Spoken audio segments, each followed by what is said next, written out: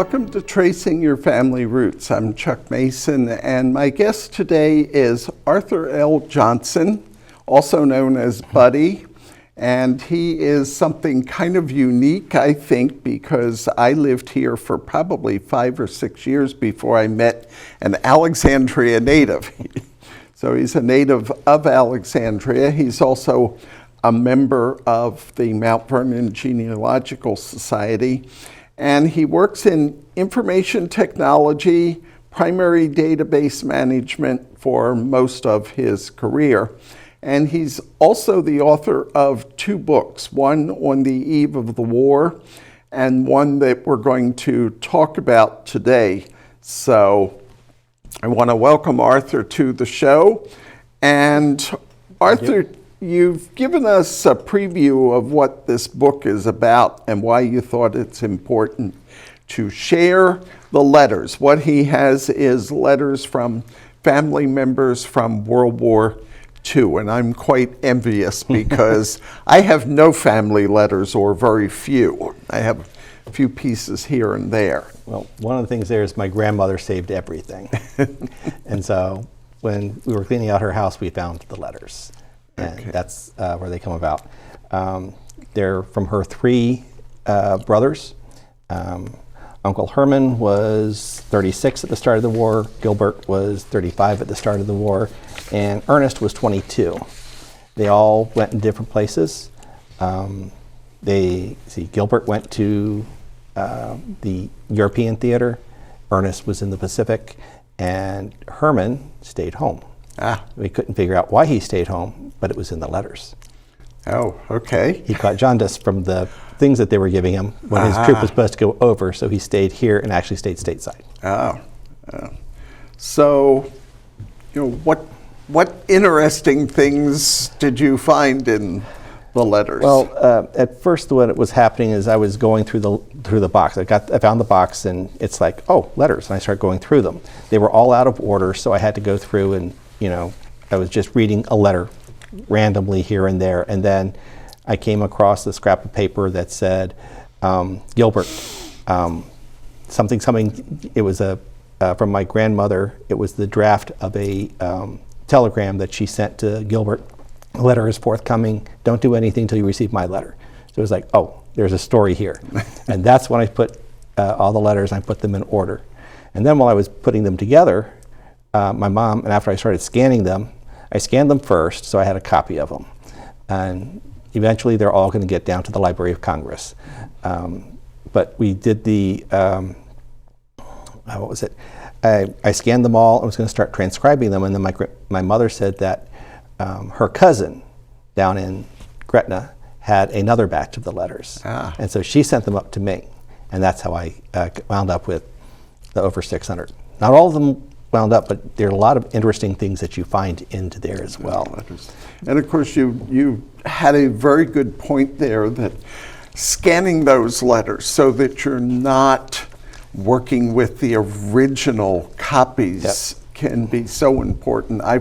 I have a number of things. I have one of my great-grandparents' marriage certificate from the church, and it's one of these big oversized certificates that you would frame on a wall. Well, when I got it, first of all, it was rolled up in a tube. Well, the first thing was getting it out, flattening it, but it was literally crumbling on the edges, so I got it in a big Mylar sleeve.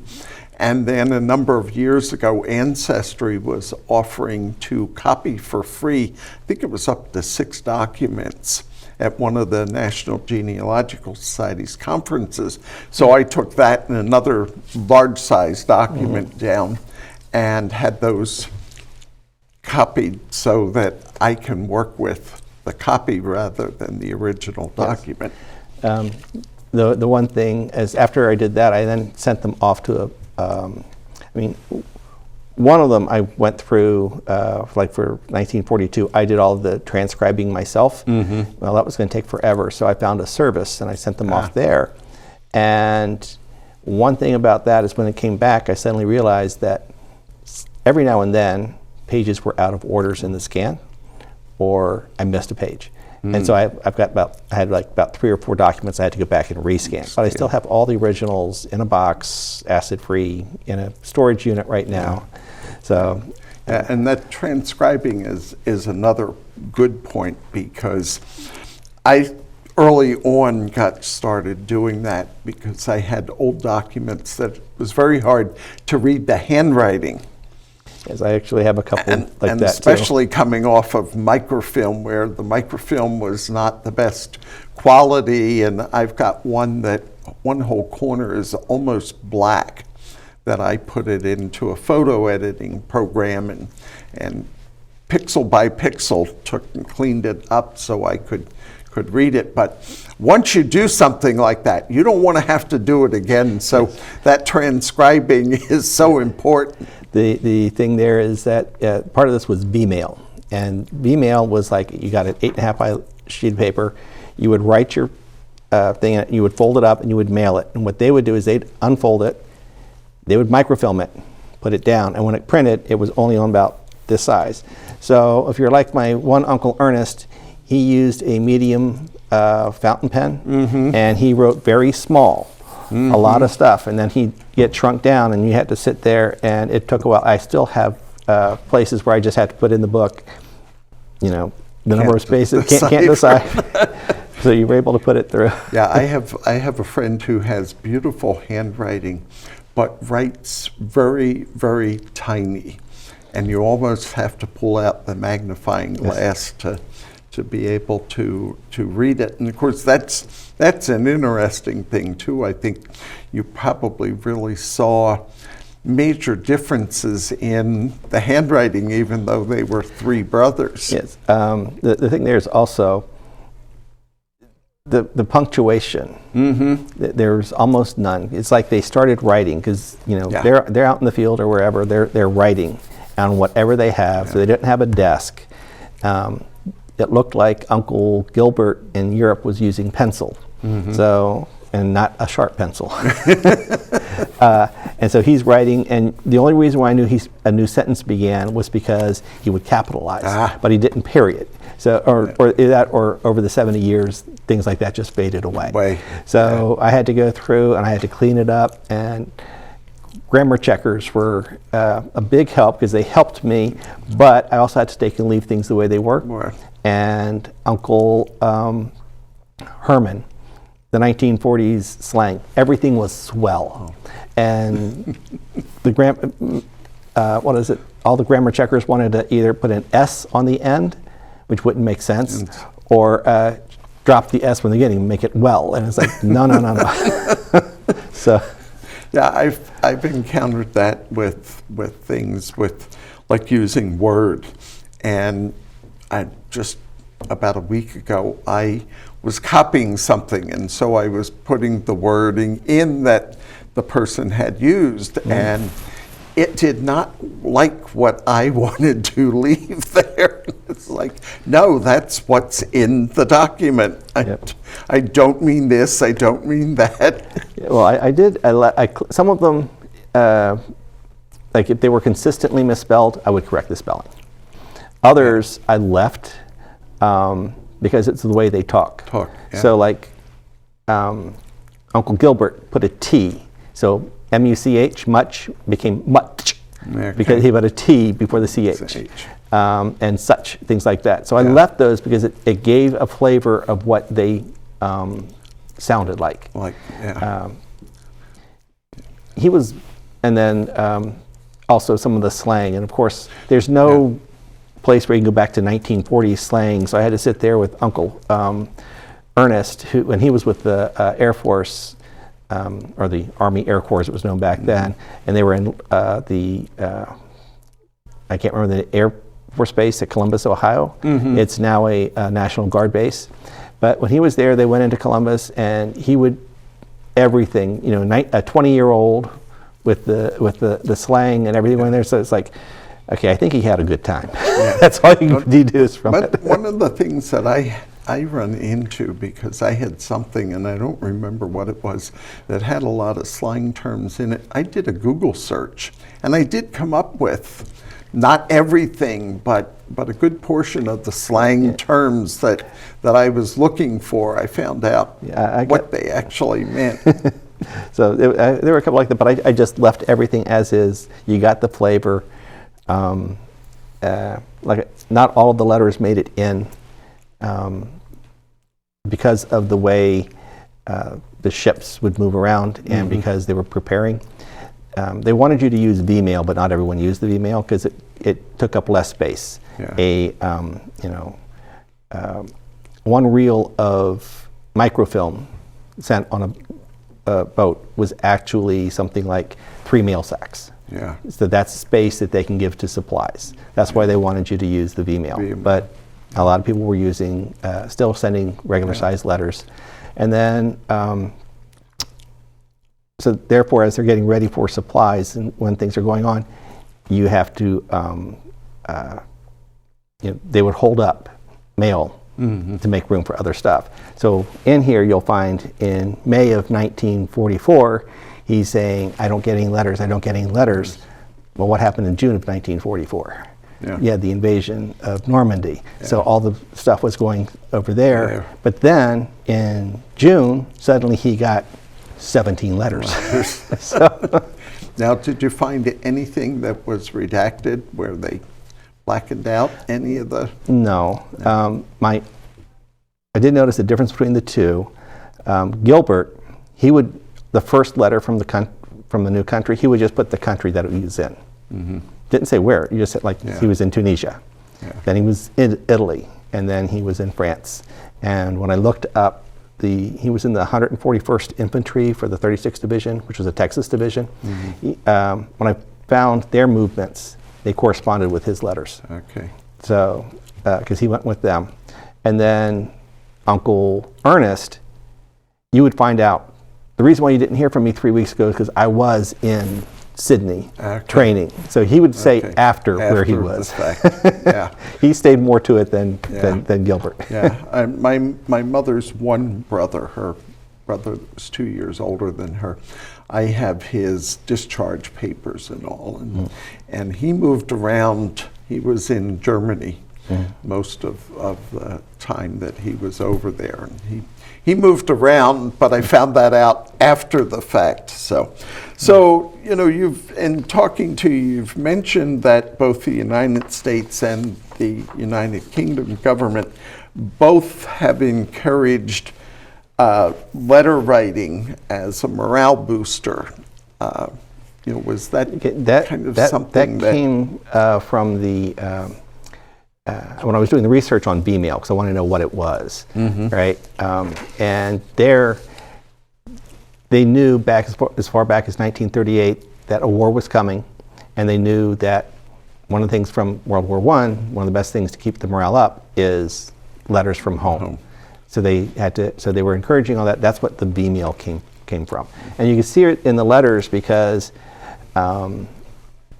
sometimes, because as he's writing, it's like, I don't know what to write because, we don't get anything from home. It's like, just send me anything, he says. And so, like, he mentions one point in time, my mother was 6 or 7 years old, just in first grade, just starting to write.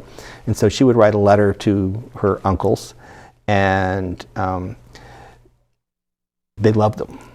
Even though they didn't make much sense. They were, this is, very simplistic, not that well written, but he says, to him, Uncle Gilbert said in one of the letters that's worth $1 million still. Yeah. We have a son of a cousin that is in 3rd grade, and he has just recently started to write letters to us, and some of them have to really take and look at it and think about it. And there was one where I didn't know what he was talking about, so I called his grandmother because I figured she would know. So then, how did you get into actually publishing the letters? Well, I knew that there was a story here. And so I just started to just pull them together. I wanted to put them in. Initially, it was just going to be a book for the family. That's all it was, and going through. And then my mother had sent me a, actually, was it 2017, I think it was, or maybe 15. 1 October, I was publishing on Facebook to my family, here are all the family ghost stories that I found thus far. And someone said they needed to be in a book. And so then she got a link to a school called Self-Publishing School and sent it to me. And eventually that's what I did. So I did the other book first, the one we'll talk about the next segment. Yeah. And so I did that one first because it was small, it was simple. This one took a long time to put things together. Letters being out of order, some of them don't have a date. There, and then you had things like, what was it? A letter dated from 1945 in a 1942 postmarked envelope. So you know that's wrong. Yeah, somebody reshuffled things. So and so I had to go through that, and then some of them didn't have anything. They weren't in an envelope. They didn't have a date. But I had to go from the context of it, where they were. So the editing process before handing it off to an editor was extensive. So I had to sit there, print everything out, and then I have to look at, okay, this one sounds like it's somewhere in between these two letters, and then I'd have to move it. Now, did you do them? Did you intersperse them, with all three of the brothers, or did you keep the brothers' letters separate? No, I set them all as they were written. Okay. And as they were received. Now, it might not be the way they were received, but it was the day that they were written. And so I kept them in an order. And then to put context around it, I also put in what was happening in the country at the time, or in the war. Try to keep something at home, something on the Eastern, or in Europe, and something in the Pacific. So therefore, when he's sitting there saying, there's no letters aren't coming, you can see, you understand why. Right. He didn't understand why. Yeah, because they didn't know all of what was going on. Yeah. And so I also found he also had 250 pictures. Because you always hear in the letters a lot of the times he's saying, I need more films, I need more films. And to send him some films so he can put them in his camera. And he had a lot of pictures from all over the place. Unfortunately, very few of them had anything written on the back. Of course not. Why would you do that? So you have a picture of him on a staircase. Well, you know he's in Italy. Do you know how many cities have staircases out going up and down? So is he in Rome, or is he in Naples? Was he in where? Or was this from France? Because he was down near. He does mention that he went to at the end of May '44. He was, or is it April '44? Somewhere around there. He mentions that he took a week's furlough in Nice. Okay. Nice, France, and so.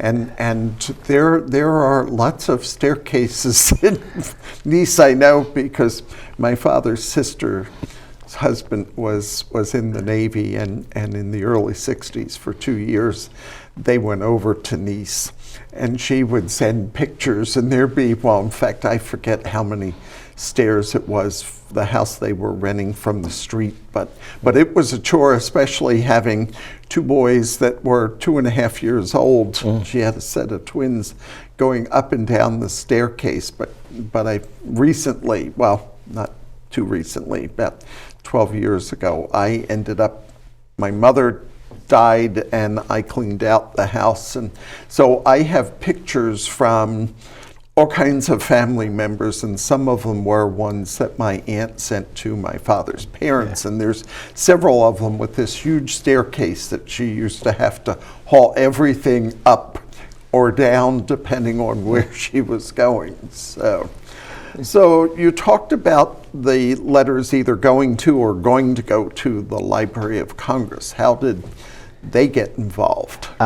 They had started a process on as the last of the World War II veterans are, dying off, to preserve, and so they were sending people out to get interviews from them. Okay. And so when I talked to them, they wanted to get the copy of the letters, and so that's where they're earmarked to go for, and that's where I mentioned in the book that they're going to go.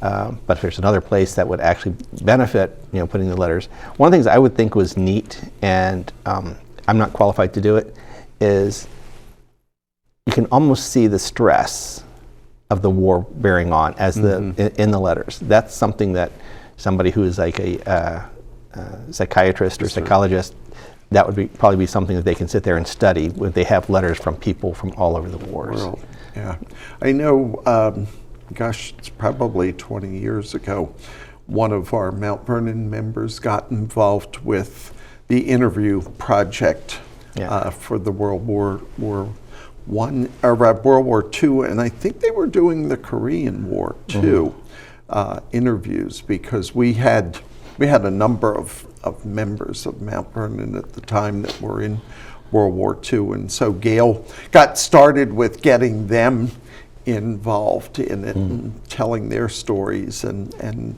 Society actually kind of did it as a project for a while, because it's interesting to hear the stories, if you can get them to talk. And some things, it was like my grandfather trying to find out information about his family and all, and my aunt tried. After my grandfather was gone, I got into genealogy. After all, my grandparents were gone, but at one point I was talking to my aunt because I was just turning my wheels and not getting anywhere on my grandfather's family, and she said to me, no.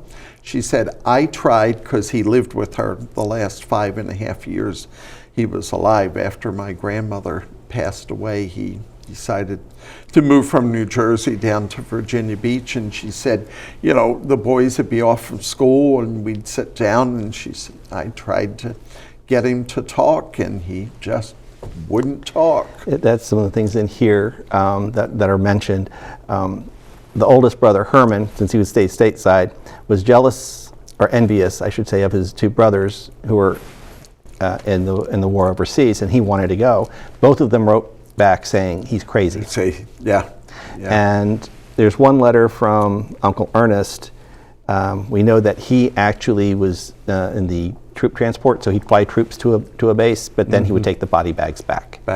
And he said in one of his letters where he broke down, he's always trying to write happy stuff home to my grandmother, and he just says, after some of the stuff here, I just can't, whatever. And he goes, I apologize for going down. It's like, you don't need to apologize for anything. Yeah, because that has to be, a really, really tough situation when you're dealing with things like that. It's like, I envy people who can go into the funeral business, because the things that you have to deal with, and I know I certainly couldn't do it. I could have never been in the medical profession either, because my biggest problem is I hate needles. I don't even want to see a picture or anything of somebody getting a needle.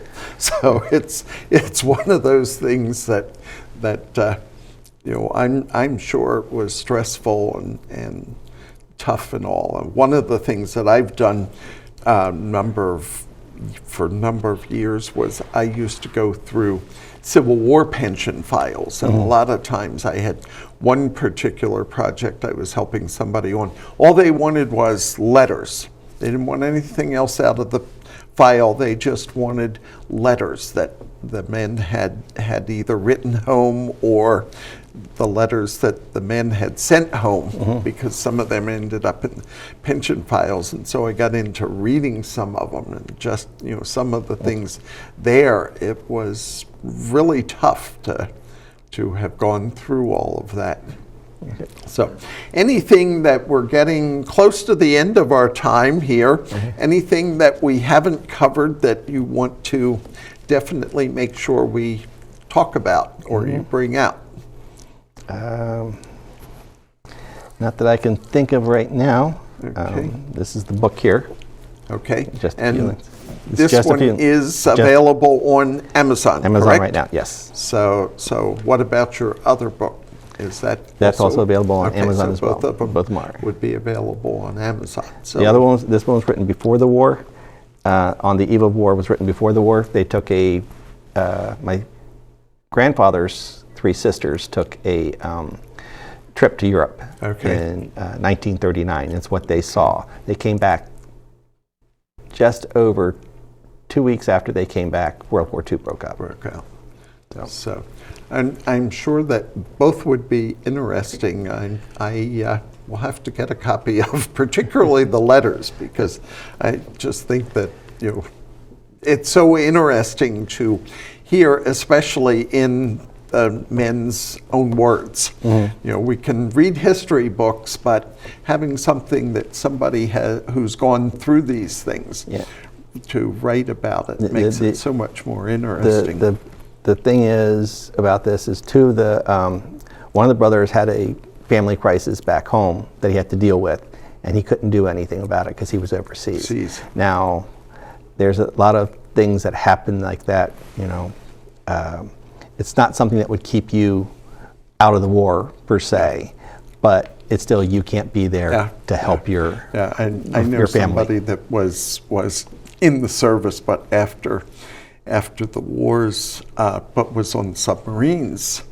And they didn't get news, so when they came into port, you never knew who's died, who's given birth to a child, or what other crises happened. So it's a tough situation when you're in the military like that. Well, I want to thank you for coming in and being our guest, and I want to remind our viewers that we are sponsored by the Mount Vernon Genealogical Society, and the address is there on the website. We are still meeting via Zoom for our meetings, although the good news is about 2.5 weeks ago, the Holland Hall Senior Center where we meet has opened to the public. And so hopefully shortly we'll be able to start having our meetings in person. I know some of the volunteers in the library have been busily cleaning 2 years worth of dust and dirt for the library being closed so that they can reopen. So we hope we meet the third Tuesday of the month, and we hope that if you haven't come down and visited us, you come and visit the society meetings. Also, we have a lot of other things going on all on the website. So.